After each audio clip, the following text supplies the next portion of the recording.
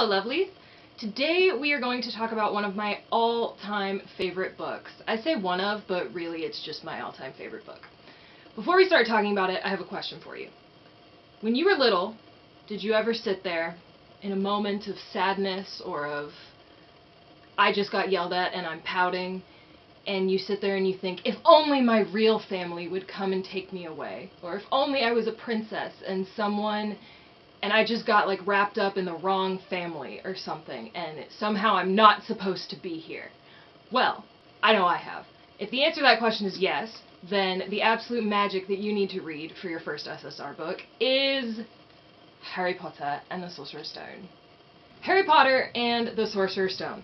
This is about a little boy named Harry Potter who lives with his abusive, non-magic family.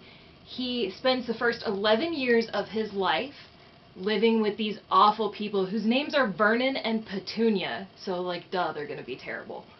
But he lives with them, and on his 11th birthday, he receives a letter that says, "Mr. Harry Potter, I am pleased to inform you that you have been accepted to Hogwarts School of Witchcraft and Wizardry." So Harry then goes off and becomes a wizard. So it's not all fun and games. Dark evil wizard Hitler, also known as Voldemort, I say Hitler because he's got this whole thing about blood purity, but he comes after Harry because he thinks that Harry's going to undermine his ability to rule the world, which, why an 11-year-old would do that, I don't know. You will have to read the rest of the series to find out. But it is one of my favorite books of all time. As you can see, my copy of this book is extremely well loved. Look at these ratchet pages. I think I dropped it in a pool. Not positive. In this book, we meet one of the strongest female characters of all time. Her name is the lovely, beautiful, gorgeous, amazing, brilliant Hermione Granger. So without Hermione, Harry and his best friend Ron would have died in the first book, and as I showed you before, there are 6 more after this. She's so intelligent, but she's not without her flaws. She's very self-righteous, and when she believes in a cause, she